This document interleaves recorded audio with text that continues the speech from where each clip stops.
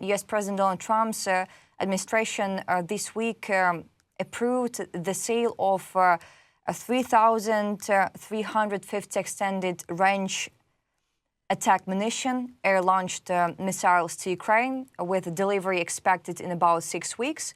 The Wall Street Journal has reported, and the Wall Street Journal noted that the U.S. $850 million arms package, mostly funded by European countries and including other items, had been delayed until Trump completed talks with Russian dictator Vladimir Putin and Ukrainian President Volodymyr Zelensky. How does the United States define the limits of its support for Ukraine now? Could the decision to approve advanced weaponry for Ukraine after discussions with Putin be interpreted as an attempt to strike a balance between deterrence and diplomacy? Yes, this is some kind of an attempt, because this is actually a very, very important step by the Trump administration. On the one hand, there is, let's say, temptation to say, oh, of course, the Pentagon has quietly blocked Ukraine from using the US supplied long-range ATACMS, but they are ready to sell more weapons on the European money, using the European money. Oh, they're just selling it, and they're not letting Ukraine use it, actually. But that is a very important step by the Trump administration, because these extended range attack munition, those extended range weapons, they average to up to 450 kilometers or 200 miles almost. So on the one hand, yes, maybe we still don't know. And from that reporting in Wall Street Journal, we see that probably Ukraine will also need Pentagon approval to use it. But why have it? Why sell it? Why sell it, especially while Ukraine continues developing its own long-range strike options and those Flamingo weapons that everyone is talking about, and new missiles. The Flamingo is expected in the next few months. And of course, drones the United States are supposed to buy drones from Ukraine. We see all that production. So why sell weapons that Pentagon can quietly block, for example? Because if we're talking about those weapons, if we're talking about those new weapons that are gonna arrive in Ukraine next few weeks, why do that? This is also quite a gesture from the Trump administration, and the Trump administration is sending mixed signals, because on social media, Trump said that Ukraine cannot win without going on the offensive. If Ukraine is only in the defensive, Ukraine cannot win. It's very hard, if not impossible, to win a war without attacking the invading country. On the one hand, Trump is saying that. However, his officials have clarified that this does not mean any policy change. And Trump has criticized Biden for allowing Ukraine to strike deep in Russia. He called it stupid, and he called it an escalation. So these kind of are mixed signals. But this is what Trump likes, actually. He believes that this is his Trump card. He believes that this is his card to be unexpected, to send those mixed signals so no one would know what he means. Why sell those weapons? Why send those weapons, those ERAM weapons, if Pentagon will not allow to use them? That sounds weird. That sounds also mixed, and it doesn't make any sense.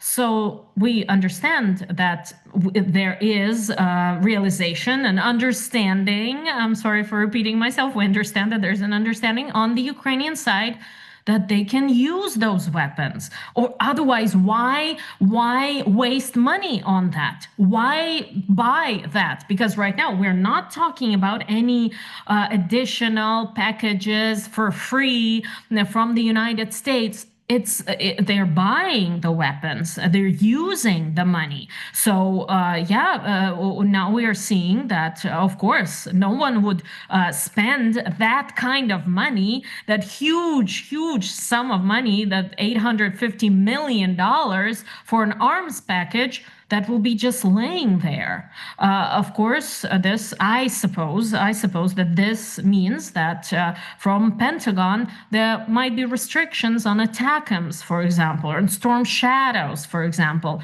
but maybe not on this new mechanism. And also, again, coming to the unexpected side of President Trump, maybe they are showing, yes, we might say don't use them, as long as it's our weapons, as long as it's weapons from the United States, not talking about Flamingo, of course. We might say no if Russia acts according to our plan. But if Russia acts differently, then, of course, Ukraine can use the weapons. The Ukraine can use that package of weapons that is being sent there, those ERAMs. So I suppose that this is also a mixed signal, another mixed signal for the Trump administration to the Russian side also, for the Russian side to see what kind of possibilities Ukraine can have with those new weapons, with that huge package of new weapons. Alexandra, I agree with you that it's strange to provide missiles but not allow strikes on Russia. But as you said, we have Flamingo, Neptune, and many other surprises. So here Ukraine doesn't have to ask for anyone's permission. Yeah. That's for sure. And so this is exactly why it seems so strange not to see it as a sign to the Russian side. Yes, let's look here. Ukraine already can have Flamingos, already can have their own weapons, but no, we'll supply more to them because maybe they need them faster. So this all, I think, comes down to this, although, again, the Trump administration said there is no change in policy, nothing changes. But it looks like a change in policy. Again, dividing what everyone's talking about and how they're actually acting, what they are doing, sending those weapons, selling those weapons, I think is quite an important signal. Alexandra, the European Union plans to consider to use of revenues from frozen Russian assets and the adoption of the 19th package of anti-Russian sanctions at its next summit, Politico reports. And the defense ministers will meet on Thursday and Friday. They will discuss strengthening military support for Kiev and assistance to the Ukrainian arms industry. And quote, we truly appreciate your time. And also, how soon could Kiev realistically expect to receive funds from these frozen assets once the legal framework is agreed upon? This is the biggest question is the legal framework. Of course, this is the main obstacle for now, as we understand, because the European Union doesn't want to be seen as an unreliable place to invest, for example, or an unreliable union, or different countries don't want to be seen as an unreliable countries to invest in and to keep the money in. So we understand that the legal obstacles are the greatest, the highest. Those walls are the highest. But as soon as those legal obstacles are behind us, we understand that the money can come immediately. The money can come real fast because we've been seeing that the money from the Russian assets, and it's very important to understand, not the assets themselves, the revenue from the assets, only what those, no one is confiscating the assets. It's only frozen. It's let's say this economic push or economic possibility to push the Russian side to actually stop the war, at least achieve ceasefire. And this again tells us that economic possibilities or opportunities are not as important for the Kremlin as the ideological ideological ones. Ideology is far more important than economics for Putin and for the Kremlin. Again, we see it with those frozen assets. So the revenue from Russian frozen assets is just sitting there. It's coming all the time. It's coming in real time. It hasn't stopped coming onto special bank accounts. So as soon as those legal obstacles are behind, then it would be possible to get the money and to use the money.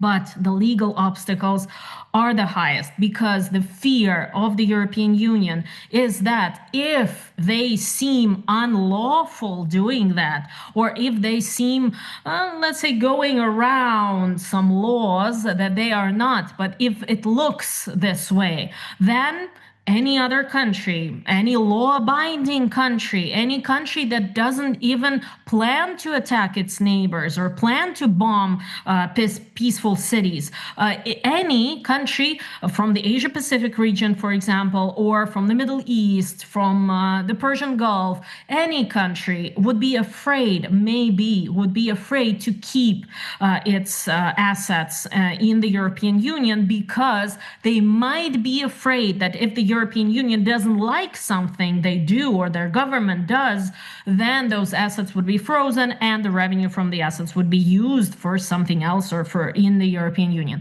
So they are very careful in showcasing that they're law-abiding, that they are going according to the laws, that everything is correct, that it's only and exclusively has to do with Russian attack on Ukraine, with Russian atrocities in Ukraine. So we understand that those legal obstacles are the ones that are hindering right now the situation, and as soon as they're over, those bank accounts are just sitting there. They are sitting there. The revenue, everything is just sitting there. So as soon as it can be used, this won't take much time to get to Ukraine and to use that money for the restoration of the deoccupied territories, for helping Ukrainians, and for safeguarding the nation, of course.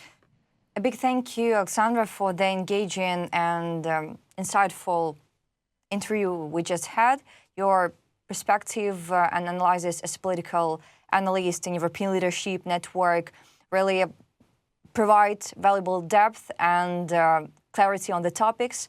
And we truly appreciate the time and expertise you shared with us. Thank you so much. I need to say that Alexandra Filippenko was with us today. So guys, thank you so much for watching this video, and see you. Thank you very much. Bye.